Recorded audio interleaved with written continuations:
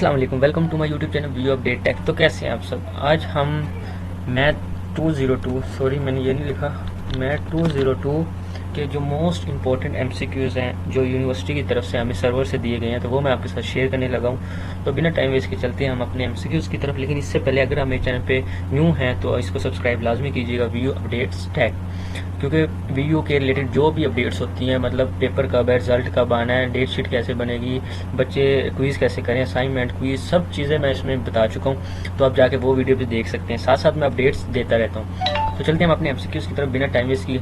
सबसे पहले हमारा एमसीक्यूज़ है n arguments of rows and columns that specify the truth value of the compound position of all the possible truth values consider proposition is called truth table। तो मतलब कि वो कह रहे हैं हमारे पास जो रोज और कॉलम्स हैं वो ट्रुथ की वैल्यू में कंपोज करें, आर पॉसिबल ट्रुथ वैल्यूज इस consist proportion is called truth table. तो ये हमारे पास ट्रुथ टेबल कहलाते हैं। नेक्स्ट हमारे पास है, साथ में आपको ये बताता चलूँ कि पिछली मेरे ख्याल से काफ़ी दिन पहले की एक वीडियो थी, उसमें मेरे कुछ एमसीक्यूज रॉन्ग हो गए थे। तो बच्चों ने इतने कमेंट किए कि रॉन्ग है सर, रॉन्ग पढ़ा रहे हैं। तो ऐसा नहीं होता, मैं फुल सर्च इसके ऊपर करके फिर ही आपके सामने रखता हूँ। ऐसे बिला वजह मैं क्यों आपको रॉन्ग पढ़ाऊँ, क्यों, मैं ये नहीं चाहता कि मुझसे कोई गलत लफ्ज़ निकले और आप तक वो पहुँचे और इसकी वजह से आपका पेपर गलत हो। तो उम्मीद कीजिएगा नेक्स्ट टाइम ऐसे कमेंट ना किया करें। कोई एमसीक्यूज हो जाता है गलत, किससे नहीं होता ये तो बताएं आप।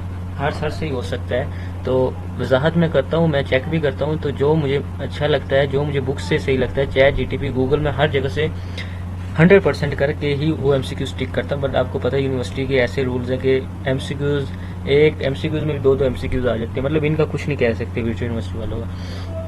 तो अब सेकंड हमारे पास है and dash is a list statement called premises और असम्पशंस और hypothesis follow the statements are called conclusion. तो ये हमारे पास आर्गूमेंट्स कहलाते हैं। अब यहाँ पे आपको सही समझ नहीं आ रही होगी कि आर्गूमेंट्स मतलब आर्गूमेंट्स है क्या, लेकिन आप ये देखें कि जो हमारे पास असम्पशंस और हाइपोथेसिस होते हैं ना, तो ये हमारे पास प्रीमिसेस होती है। पहली बात तो प्रीमिसेस हमारे पास आर्गूमेंट कहलाता है। इसके बाद नेक्स्ट हमारे पास an argument is dash valid if a conclusion of a true when all the permissions are true.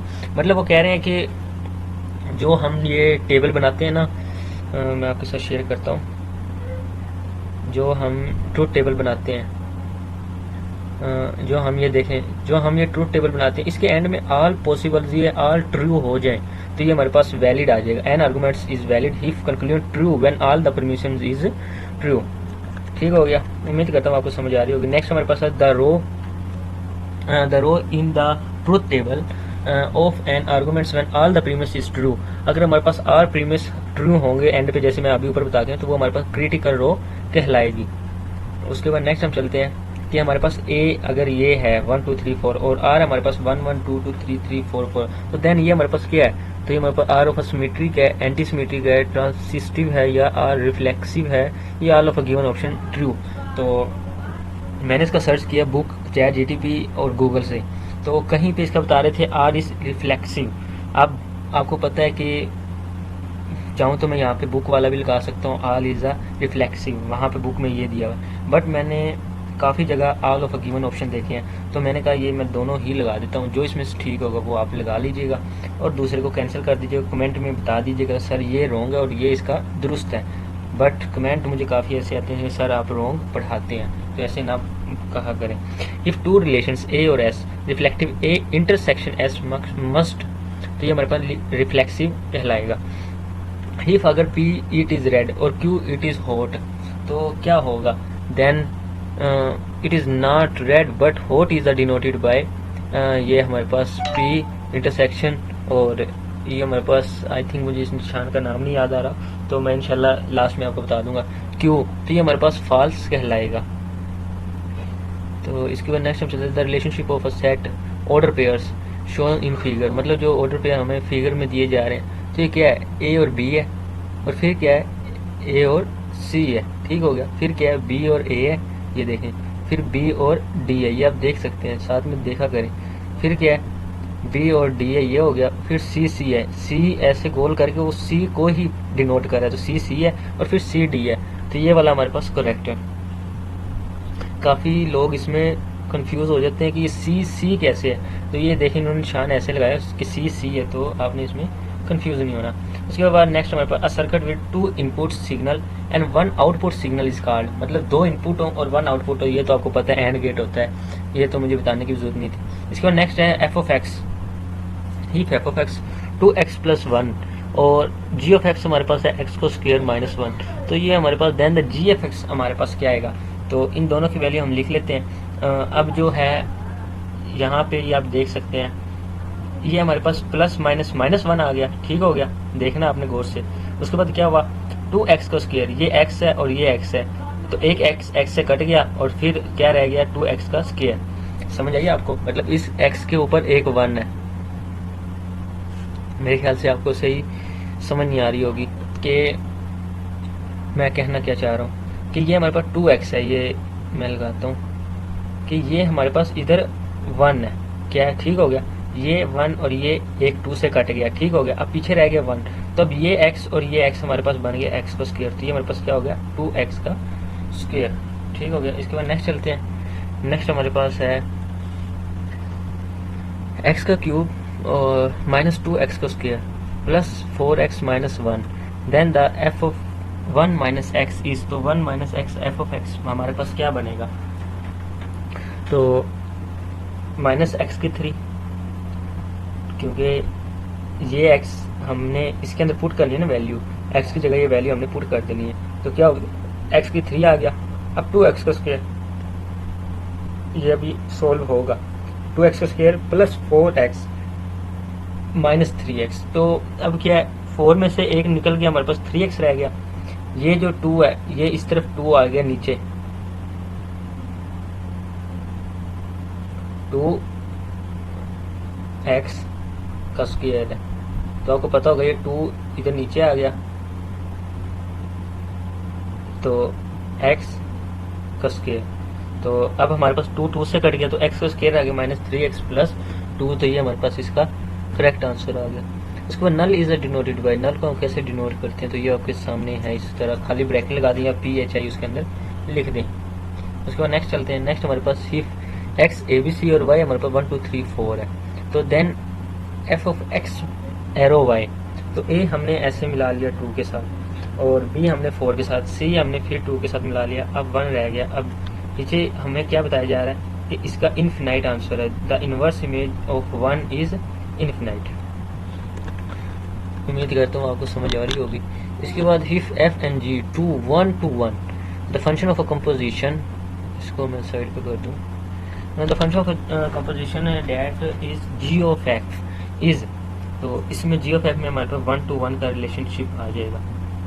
उसके बाद नेक्स्ट चलते हैं, नेक्स्ट हमारे पास if f of x and g of x, ये हमारे पास है minus 2x, then the f plus g of x, तो f plus G of x हमारे पास क्या आ जाएगा, तो यहाँ पे आप देख सकते हैं ये हमारे पास एक x है और ये हमारे पास एक x है और ये 2 है, तो जब उन्होंने f प्लस g हमें बोला है तो एक 2 रह गया हमारे पास और x है, इसकी हमारे पास आना तो ये माइनस 2x का स्क्वायर चाहिए था, बट x से कट गया, तो पीछे हमारे पास 2 रहना चाहिए था। यहाँ पे f ऑफ g, f हमारे पास है x और g हमारे पास है माइनस 2, अच्छा समझ आ गई।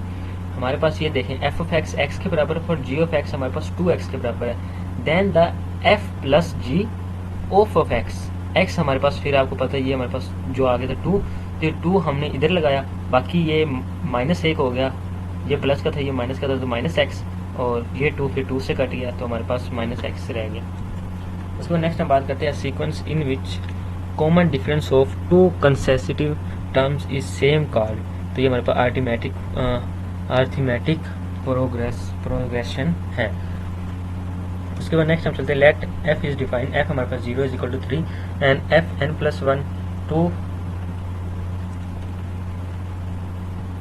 और 2f n प्लस 3, और f ऑफ 2 हमारे पास अब ये क्या आ गया, तो 2f है और f हमारे पास 0 है, तो f of 0 is equal to 3 है, ठीक हो गया, तो 3 हमारे पास यहाँ पे आ गया, तो n प्लस 3 ये हमारे पास बन गया 3 प्लस 2 4 मल्टीप्लाई बाई 3 4 बन गया, 4 और 3 हमारे पास 7 हो गया, 7 मल्टीप्लाई बाई 3 तो ये हमारे पास बन गया 21।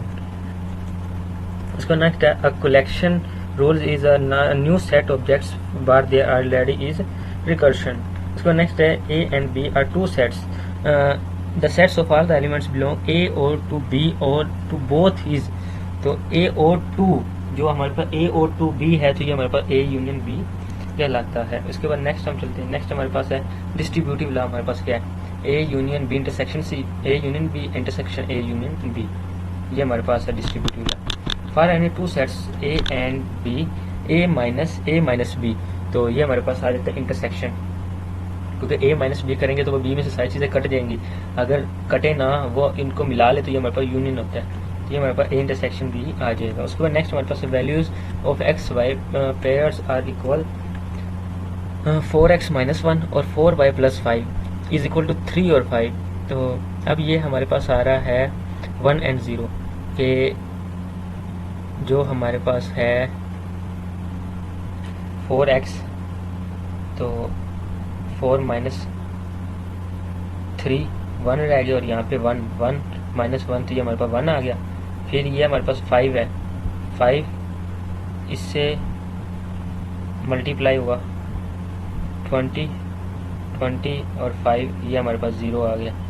तो इसके बाद चलते हैं हम next. For a set A is an universal set you, तो ए यूनियन ए का कॉम्प्लीमेंट, तो ये हमारे पास यूनियन आ जाता है। If a set A has 5 elements then, A हमारे पास क्या है 5 एलिमेंट्स है, then the power set of P S, तो 5 एलिमेंट 2 की पावर 5 हमारे पास आ जाएगा। उसके बाद नेक्स्ट हमारे पास ये क्वेश्चन आ गया, determine whether the A B C D to 1 2 3 4 है, तो 4 F B to F C हमारे पास ये फिगर किस तरह बनेगा। तो ये हमारे पास सबसे पहले तो ये हमारे पास बिजेक्टिव है, आंसर इसका बिजेक्टिव आता है ए बी सी डी, और ये हमारे पास वैल्यूज आ गई, और ये सेम जो ऊपर यहाँ पे लिखा है ये इसी तरह आ गया। मतलब हमने बताना ये है every elements map unique all the values is को domain is used F is bijective. मतलब कहना ये इसमें ये चाह रहे हैं कि ये वैल्यू सेम हमारा जो हमने ऊपर एमसीक्यूज भी एक पढ़ा है ये वाला, ये देख सकते हैं सेम इसी तरह, तो ये हमारे पास बिजेक्टिव है। उसके बाद नेक्स्ट चलते हैं, नेक्स्ट हमारे पास है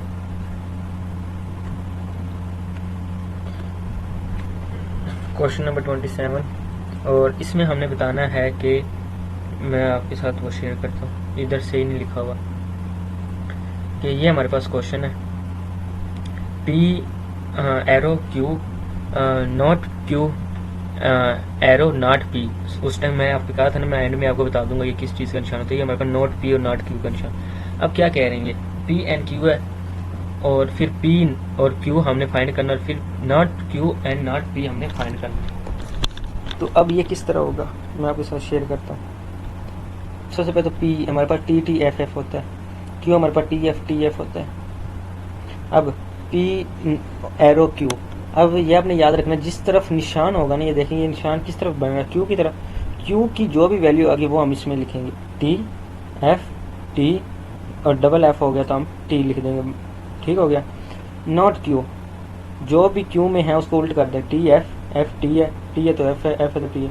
इसी तरह पी का जो भी पी में है उसको उल्ट कर दें, टी है तो एफ हो गया, टी है तो एफ हो गया, एफ है तो टी हो गया, और एफ है तो टी हो गया। अब क्या करना हमने, note P arrow not Q arrow note P. अब हमारा निशान किसकी तरफ है, पी की तरफ। मैंने आपको क्या कहा, पी की सारी मानी जाएंगी। अब डबल एफ है तो टी आ गया, और पी की मानी जाएंगी, एफ है तो एफ है, टी है तो टी है, टी है तो टी है। उम्मीद करता हूँ आपको इसकी समझ आ गई होगी।